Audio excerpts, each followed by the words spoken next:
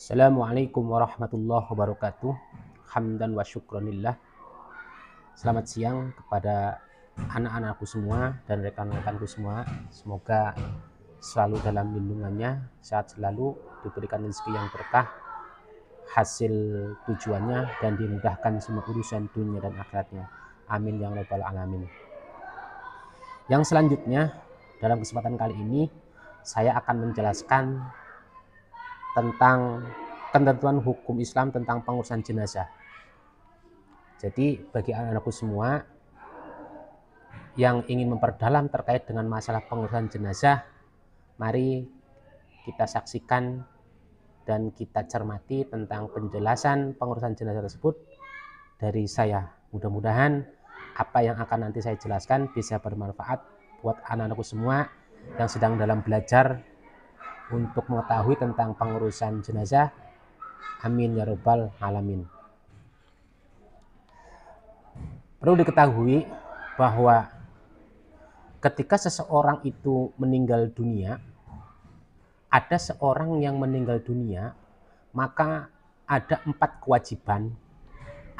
kewajiban yang harus dilaksanakan oleh seorang muslim atau sesama muslim.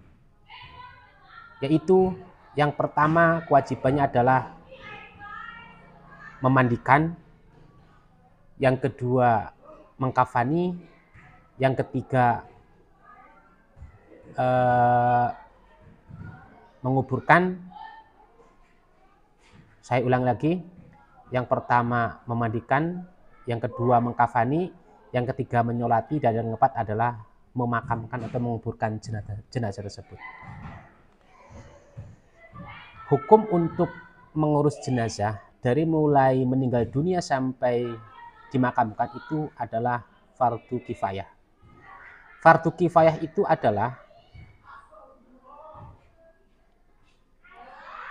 suatu kewajiban bagi setiap muslimin atau muslimat yang harus dilaksanakan. Namun jika telah ada sebagian di antara mereka yang telah melaksanakannya, maka yang lain dianggap telah cukup. Misalnya, di dalam sebuah kampung itu ada yang meninggal dunia. Kemudian semua warga kampung itu berkewajiban untuk mengurus jenazah. Mengurusnya adalah mulai dari memandikan, mengkafani, menyolati, dan menguburkan. Tetapi kalau misalnya sebagian orang kampung atau warga kampung tersebut ada yang melaksanakan, maka gugurlah kewajibannya tersebut. Itu yang dinamakan fardu kifayah.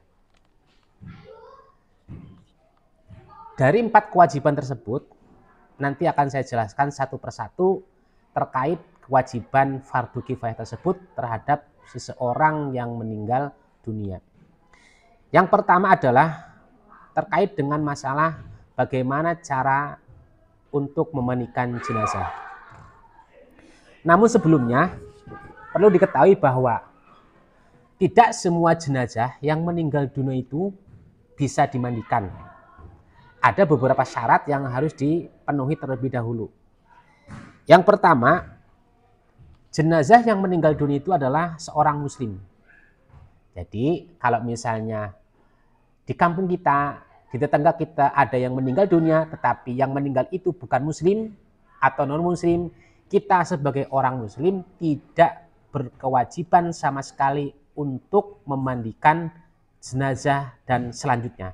Jadi 4 fardu kifayah yang tadi saya sebutkan, dari mulai memandikan, mengkafani, menyolati, dan menguburkan, itu tidak ada kewajiban bagi kita sebagai seorang yang non muslim kalau yang meninggal itu non muslim. Tapi kalau sesama muslim, 4 kewajiban tersebut harus dan wajib dilaksanakan. Ya, syarat yang pertama tadi, agar jenazah itu bisa dimandikan adalah yang pertama harus orang muslim. Kemudian yang kedua, jenazah tersebut masih terdapat potongan tubuhnya.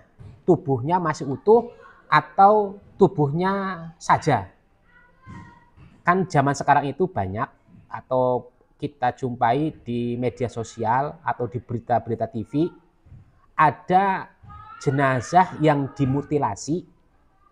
Dimutilasi itu adalah jenazah yang matinya itu tidak wajar, dibunuh oleh seseorang.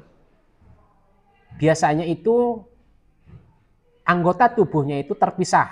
Kepalanya nggak tahu di mana, tangannya nggak tahu di mana, badan dari mulai leher sampai ke perut atau ke lutut nggak tahu di mana, dan kakinya nggak tahu di mana. Maksud dari si pembunuh itu adalah agar jejaknya tidak terlacak. Nah, ketika misalnya ada anggota tubuh tersebut yang ditemukan dengan berbeda, kewajiban kita adalah memandikannya ketika jenazah tersebut ditemukan. Kalau yang ditemukannya adalah tubuhnya, nah itu kewajibannya adalah memandikan, mengkafani, menyolati, dan menguburkan. Akan tetapi kalau misalnya yang ditemukan ternyata hanya tangannya saja atau kakinya saja, apa kita mempunyai kewajiban seperti halnya orang yang utuh jasadnya? Tidak juga. Karena apa? Karena ketika kita menemukan tangan seseorang, kita kan belum tentu dan belum tahu apakah itu seorang muslim atau bukan. Kan seperti itu. Jangan-jangan jenazahnya orang gila atau orang yang bukan muslim. Nah, kalau misalnya seperti itu, kita tidak berkewajiban untuk menjalankan 4 kewajiban tersebut. Akan tetapi, kalau misalnya sudah jelas identitasnya, bahkan sudah sampai kepolisian di autopsi, ternyata tangannya yang ditemukan itu dan pada hari berikutnya ditemukan kepalanya, pada hari berikutnya ditemukan badannya, dan sudah menjadi satu dan memiliki identitas yang jelas, maka kewajiban kita adalah tetap seperti jasad atau jenazah pada umumnya, yaitu mulai dari memandikan, mengkafani, menyolati, dan menguburkan. Kemudian yang ketiga, perlu diketahui juga bahwa syarat jenazah itu untuk dimandikan adalah jenazahnya yang meninggal dunia itu tidak karena mati syahid atau meninggalnya karena syahid. Jadi kalau orang yang meninggal dunia itu karena berjuang di jalan Allah atau berperang di medan pertempuran seperti zaman Rasulullah, maka jenazahnya itu tidak wajib atau tidak harus dimandikan. Jadi hanya dikafani atau dikafani juga tidak dikafani, tidak dimandikan, tetapi langsung disolati dan dikuburkan. Kenapa? Karena jasadnya itu kalau yang meninggalnya terkena pedang atau terkena tombak, terbunuhnya, darahnya itu bisa menjadi saksi nanti di akhirat kelak sebagai orang yang meninggalnya itu karena mati syahid, seperti itu. Jadi dari ketiga syarat tersebut, ya saya ulangi bahwa orang yang bisa dimandikan itu jenazahnya adalah yang pertama adalah sesama muslim atau orang Islam, kemudian yang kedua itu jenazahnya masih utuh atau tubuhnya saja, walaupun yang anggota tubuh yang lain tidak ada, itu juga wajib dimandikan. Dan yang ketiga adalah jenazah tersebut atau orang tersebut meninggal dunia bukan karena mati syahid, sesuai dengan hadis Rasulullah SAW, an Ummi Atiyah, dakhala alaina an-nabiy sallallahu alaihi wasallam wa nahnu nagsilu ibnatahu, faqala Rasulullah sallallahu alaihi wasallam, igsilnaha thalasan aw khamsan aw aktsara min dzalika in ra'aitunna dzalika bima'in wasidrin waj'alna fil akhirati kafuron. Rawahul Bukhari wa Muslim. Artinya dari Ummi Atiyah, Nabi Muhammad SAW telah masuk kepada kami sewaktu kami memandikan putri beliau, lalu beliau bersabda, mandikanlah dia 3 kali, 5 kali atau lebih jika kamu pandang lebih baik seperti itu, dengan air serta daun bidara, dan basuhan terakhir hendaknya dicampur dengan kafur barus. Hadis riwayat Bukhari dan Muslim. Nah, setelah kita tahu tentang syarat memandikan jenazah, kita juga harus tahu sebenarnya yang berhak memandikan jenazah itu siapa. Tidak semua orang itu berhak memandikan jenazah. Walaupun sesama orang Islam atau sesama Muslim, tidak berhak juga kita ikut memandikan. Misalnya, ternyata di tetangga kita itu ada orang yang cantik, weleh-weleh, cantik banget lah. Kemudian orang tersebut masih gadis, kembang desa, jadi incaran semua lelaki lah. Karena memang sudah takdirnya Allah Subhanahu wa taala, perempuan tersebut itu meninggal dunia. Karena kita itu ngefans sekali sama dia, walaupun lah saya masa sama Islam ini, sama orang muslim atau muslimah, saya pengen memandikan. Wah bahaya. Siapa tahu nanti niatnya dia memandikan, tapi ternyata dia tidak memandikan. Hanya pegang-pegang, misalnya pegang pipinya lah, pegang pantatnya lah, pegang alat kelaminnya lah, atau pegang buah dadanya lah. Nah itu tidak boleh. Kenapa? Karena ada aturannya bahwa tidak semua orang itu bisa memandikan. Lalu siapa saja yang bisa memandikan? Yang pertama adalah anggota keluarganya atau muhrimnya. Kalau misalnya yang meninggal dunia itu adalah tadi yang saya jelaskan seorang gadis, maka yang berhak ikut memandikan itu adalah keluarganya. Keluarganya atau muhrimnya. Kalau misalnya meninggal itu anaknya, berarti yang memandikan itu bisa bapaknya, bisa ibunya, bisa kakaknya, bisa adiknya. Kemudian orang yang memandikan juga, itu yang kedua, adalah diusahakan yang jenis kelaminnya sama yang meninggalnya perempuan, ya yang memandikan perempuan, adiknya yang perempuan atau kakaknya yang perempuan. Walaupun masih satu nasab atau satu muhrim, diusahakan kalau bisa yang jenis kelaminnya masih sama. Ditakutkan nanti kalau misalnya jenis kelaminnya beda, bisa juga bahaya. Bahaya gimana? Ketika memandikan, kemudian menggosok-gosok tubuhnya dengan sabun, ternyata ada yang aneh. Lah, kok ini beda dengan punya saya? Ya jelas lah. Laki-laki dan perempuan ya mesti beda. Ada perbedaannya mesti. Dari segi bentuk tubuhnya, lekuknya, dan semuanya berbeda. Kan seperti itu. Jadi intinya, yang pertama tadi adalah harus yang keluarganya atau muhrimnya kalau yang memandikan. Yang kedua, jenis kelaminnya harus sama. Nah, kemudian ketiga, orang yang memandikan itu juga adalah harus orang yang soleh dan pandai menyimpan rahasia atau aib dari orang yang meninggal dunia. Kita kan tahu di lingkungan kita, di sekitar kita, mana yang baik dan mana yang tidak. Mana yang sering ngegosip, mana yang ember, mana yang sering warawar dan tidak. Nah, kalau misalnya orang tersebut mempunyai karakter yang seperti itu, diusahakan jangan ikut memandikan jenazahnya. Walaupun misalnya orangnya masih keluarganya, masih nasabnya, jenis kelaminnya masih sama, diusahakan kalau misalnya orang tersebut itu tidak pandai menjaga rahasia dari jenazah tersebut, maka tidak boleh atau jangan ikut memandikan jenazah. Takutnya kalau misalnya ikut memandikan, nanti aib si jenazah tersebut atau si mayat tersebut atau orang yang meninggal tersebut bisa diceritakan kepada orang lain. Selain itu juga karena menceritakan aib orang lain itu adalah tidak boleh dan berdosa. Kemudian yang keempat, jika misalnya tidak ada keluarga atau muhrimnya, hendaknya dimandikan oleh kerabat atau tetangga terdekat dengan mengacu kepada tiga ketentuan tersebut. Nah, jika misalnya ternyata orangnya itu yang meninggal sebatang kara, mahramnya tidak ada, nasabnya tidak ada, kemudian dia tidak punya keluarga karena sebatang kara, nah dia itu meninggal dunia. Lalu siapa yang memandikan? Yang memandikan adalah orang terdekat dari jenazah tersebut atau kerabat yang terdekat dari jenazah tersebut dengan memegang tiga ketentuan yang telah tadi saya sebutkan, yaitu sesama orang muslim, yang kedua jenis kelaminnya sama memandikannya, kalau yang meninggal laki-laki maka yang memandikan laki-laki, kemudian yang ketiganya adalah dia bisa atau pandai menyimpan aibnya. Nah itu terkait dengan kewajiban yang pertama, yaitu kewajiban untuk memandikan jenazah kita sebagai orang sesama muslim. Karena memandikan jenazah itu adalah hukumnya fardu kifayah.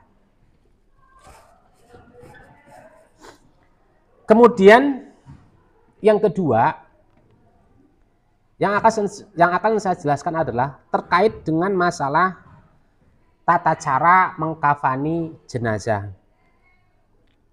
Mengkafani jenazah artinya membungkus seluruh tubuh jenazah dengan kain kafan sehingga tubuhnya tidak ada yang terbuka sedikit pun. Kain yang dapat digunakan untuk membungkus mayat hendaknya kain berwarna putih dan tidak terlalu mahal harganya. Jika kain tidak ditemukan, dapat digunakan yang lainnya seperti karung goni, tikar, atau benda lainnya yang sekiranya dapat membungkus tubuh jenazahnya. Nah, tadi saya jelaskan di awal bahwa kewajiban kita sebagai orang muslim itu ada 4. Yang pertama adalah memandikan, yang kedua mengkafani, yang ketiga menyolati, dan yang terakhir menguburkan. Nah, barusan sudah saya bacakan atau saya jelaskan terkait dengan proses tata cara mengkafani jenazah. Nah, mengkafani jenazah itu hukumnya juga sama, fardu kifayah. Ya. Adapun tata cara mengkafani jenazah perempuan berbeda dengan mengkafani jenazah laki-laki. Mengkafani jenazah laki-laki harus berdasarkan hadis Rasulullah SAW sebagai berikut. An Aisyah radhiyallahu an kufina Rasulullah sallallahu alaihi wasallam fi thalathati aswabin bidin suhuliyatin min kursufin laisa fiha qamisun wala imamatun. Muttafaq alaih. Artinya dari Aisyah Rasulullah SAW bersabda, dikafani dengan 3 lapis kain putih bersih yang terbuat dari kapas dan tidak ada di dalamnya baju dan tidak pula sorban. Muttafaq alaih. Sedangkan mengkafani jenazah perempuan harus berdasarkan hadis Rasulullah SAW juga, yaitu yang diriwayatkan oleh rawahu Ahmad wa Abu Dawud. Hadisnya seperti ini. Ngan Laila binti Qanifata qalat kuntu fi man ghassala umma Kulthuma binti Rasulullah sallallahu alaihi wasallam inda wafatiha wa kana awwalu ma a'tana Rasulullah sallallahu alaihi wasallam al-haqqan summa dzir'a summa il-himara summa milhafata summa udrijat ba'da zalika fi thawbil akhir. Qalat Rasulullah wa Rasulullah sallallahu alaihi wasallam indal babi wa ma'ahu kafanuha yunawiluha sauban. Rawahu Ahmad wa Abu Dawud. Ini artinya dari Laila binti Qanif katanya, saya salah seorang yang turut memandikan Ummu Kulsum binti Rasulullah SAW ketika wafatnya. Yang mula-mula diberikan oleh Rasulullah SAW kepada kami ialah kain basahan, kemudian baju, kemudian tutup kepala, lalu kerudung. Dan sesudah itu dimasukkan ke dalam kain yang lain yang menutupi sekalian badannya, kata Laila. Sedang Nabi berdiri di pintu membawa kafannya dan memberikan kepada kami sehelai-helai. Hadis riwayat Ahmad dan Abu Dawud. Kedua hadis di atas menjelaskan dengan tegas bahwa untuk mengkafani jenazah laki-laki cukup 3 lapis kain, yang setiap lapis ukurannya sama, yaitu sampai menutup seluruh badan mayat.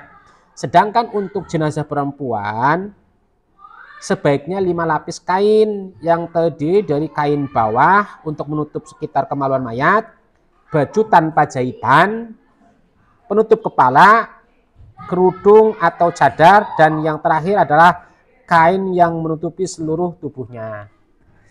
Jadi cara mengkafani jenazah itu laki-laki dan perempuan itu berbeda.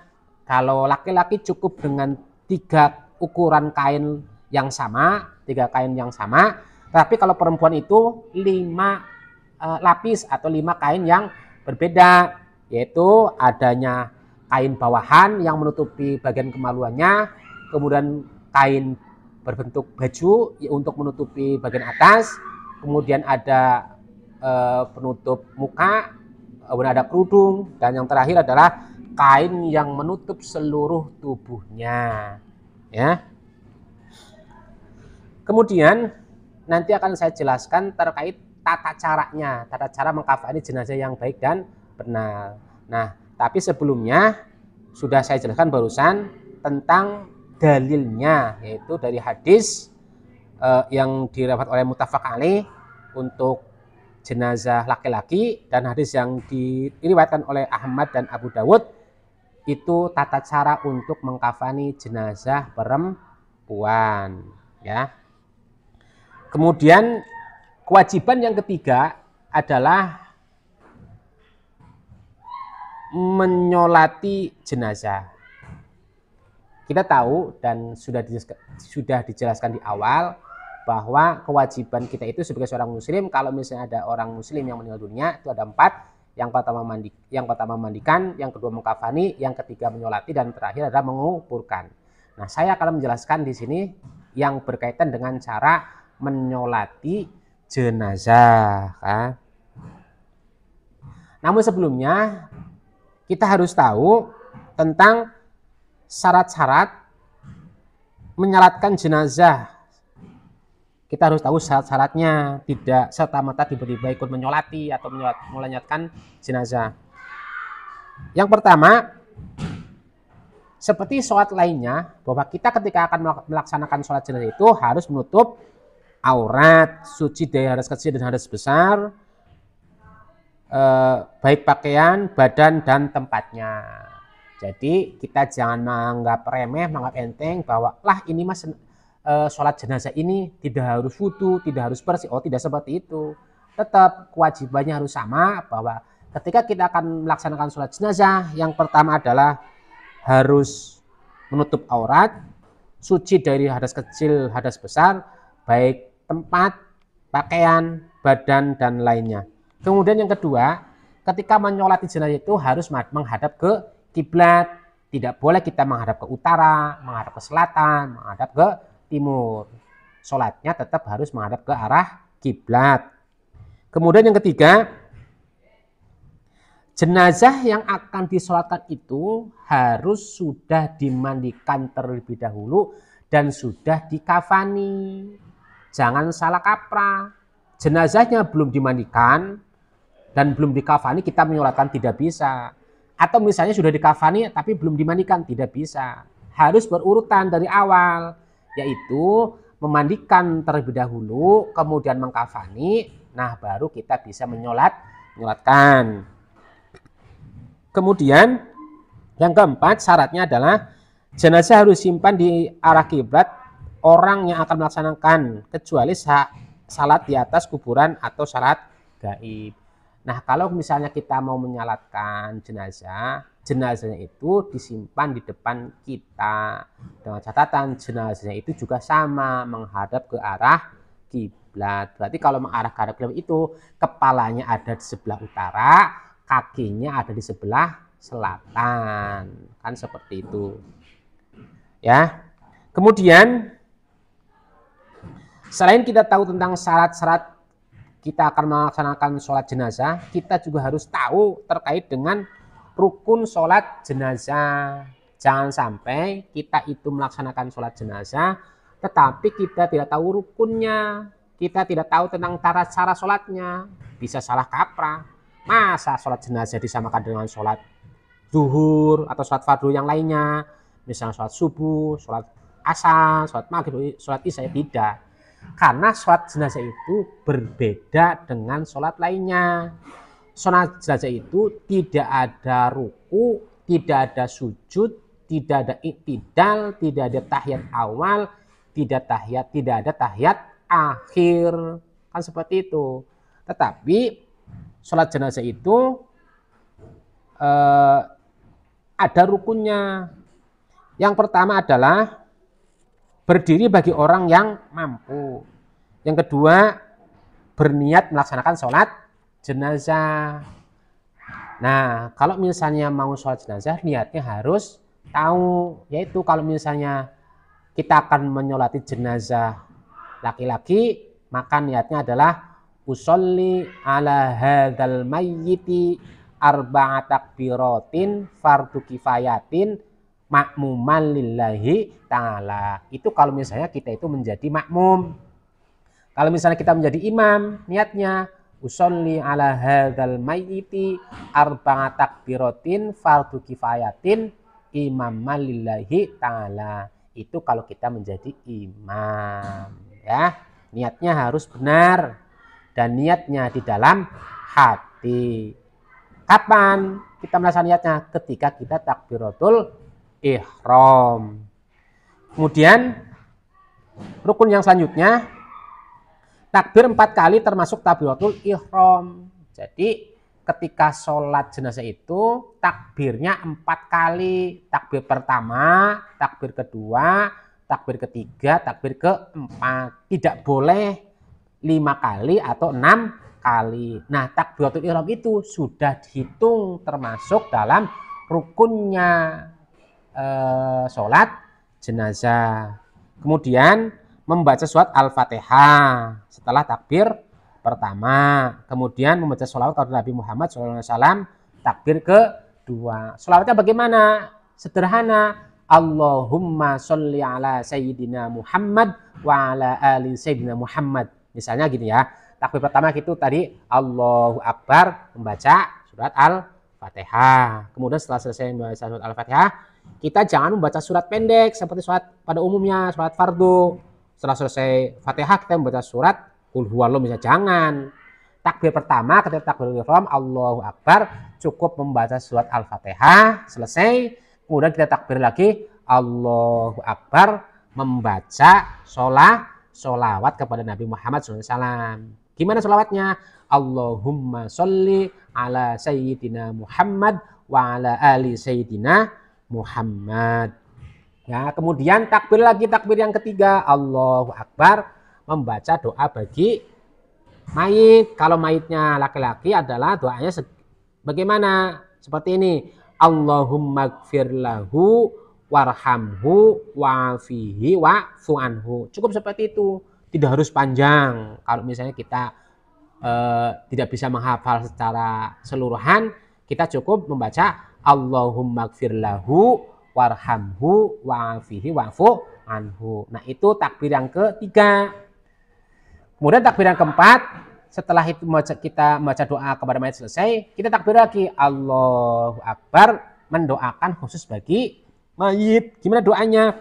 Allahumma la tahrimna ajrohu wa la taftinna ba'dahu waghfir lana walahu.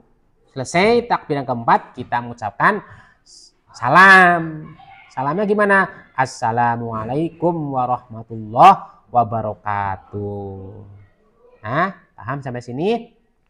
Jadi tata cara sholat jenazah itu diawali dengan 4 takbir sesuai dengan rukun sholat jenazah itu. Takbir yang pertama kita membaca Fatihah. Nah, ketika takbir itu kita diikuti dengan niat. Kalau niatnya untuk jenazah laki-laki tadi sudah saya sebutkan. Usolli ala hadzal mayyiti arba'a takbiratin fardu kifayatin makmuman lillahi ta'ala. Kalau kita menjadi makmum. Kemudian kalau jenazah perempuan, usolli ala hadhil mayyitati arba'a takbiratin fardu kifayatin makmuman lillahi ta'ala. Bedanya adalah di hadzal mayyiti dan hadhil mayyitati.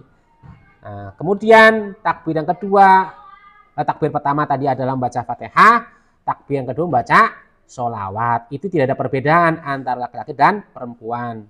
Kemudian di takbir yang ketiga ada perbedaan di dalam mendoakan mayit. Kalau misalnya yang laki-laki adalah Allahumma gfir lahu warhamhu wa'afi wa'fu anhu. Kalau yang perempuan kata domir hu-nya diganti menjadi domir ha. Jadi gimana? Allahumma gfir laha warhamha wa'afiha wa'fu anha. Nah, seperti itu. Nah, yang terakhir doanya juga berbeda antara menyolati jenazah laki-laki dan jenazah perempuan. Kalau menyolati jenazah laki-laki tadi doanya adalah Allahumma la tahrimna ajrohu wa la taftinna ba'dahu waghfir lana walahu. Nah, kalau misalnya yang perempuan gimana? Menjadi doanya Allahumma gfir laha Allahumma la tahrimna ajroha wala taftinna ba'daha waghfir lana walaha. Boleh tambahkan wa li ikhwanil ladzina sabaquna bil iman wa la taj'al fi qulubina ghillan lil ladzina amanu rabbana innaka raufur rahim. Nah, kemudian itu kewajiban yang ketiga, yaitu menyolati jenazah. Kemudian kewajiban yang keempat adalah menguburkan jenazah. Jenazah yang sudah dimandikan, dikafani dan disolatkan, hendaknya segera dibawa ke tempat pemakaman untuk dikuburkan. Usaha untuk menguburkan jenazah hendaknya seperti secepat mungkin, artinya tidak membiarkan mayat terlalu lama disimpan di rumah duka. Sebagaimana sabda Rasulullah SAW yang diriwayatkan dari Qutaidah, asri'u bil janazati fa in taku solihatan fa khairun tuqaddimunaha ilaihi wa in taku siwa zalika fa syarrun tad'unahu an riqabikum. Rawahul Bukhari. Artinya, hendaklah kamu segerakan mengangkat jenazah, karena jika ia seorang yang soleh, maka kamu melaksanakan kepadanya kebaikan. Jika ia bukan yang soleh, maka supaya kejahatannya lekas terbuang dari tanggungan kamu. Hadis riwayat jamaah. Perlu diketahui juga bahwa ketika kita akan menguburkan jenazah, galiannya pun kita harus disesuaikan dengan jenazahnya. Jangan sampai yang meninggal dunia itu orang dewasa, menggali kuburnya, ukurannya jenazahnya anak kecil, ya tidak masuk. Jangan sampai jenazah itu lah karena misalnya liang lahatnya kecil, jenazahnya ditekuk atau dilipat, tidak bisa. Jangan. Makanya ketika kita akan menguburkan jenazah itu, diukur terlebih dahulu, dipaskan. Jangan sampai liang lahat dengan kondisi jenazah itu tidak sama. Kemudian penggaliannya itu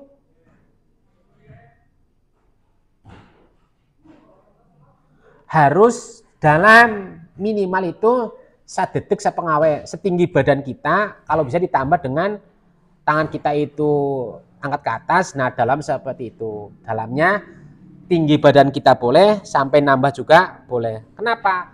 Karena ditakutkan jenazahnya itu nantinya bisa dibongkar oleh hewan buas. Kan hewan itu ada yang karnivora, hewan pemakan daging.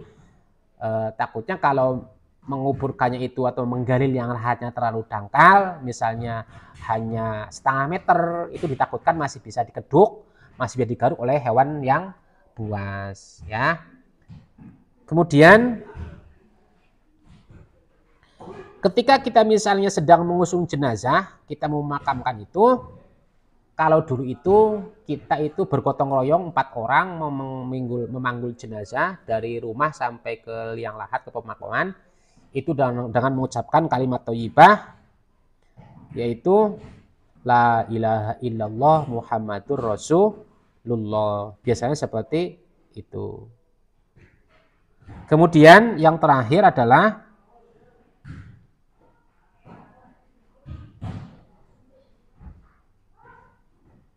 ketika kita akan melaksanakan atau meninggalkan jenazah yang sudah dimakamkan, kita itu berdoa, minna khalaqnakum wa fiha nu'idukum wa minha nukhrijukum taratan ukhra. Seperti itu. Demikian penjelasan sedikit dari saya terkait masalah kewajiban kita sebagai seorang muslim apabila ada seorang muslim yang meninggal dunia, yaitu yang pertama adalah tadi memandikan jenazah, yang kedua mengkafani jenazah, yang ketiga menyolati jenazah, dan yang terakhir adalah menguburkan jenazah. Demikian penjelasan dari saya, kurang lebihnya mohon maaf, mudah-mudahan ada manfaatnya. Wal afu minkum, wassalamualaikum warahmatullahi wabarakatuh.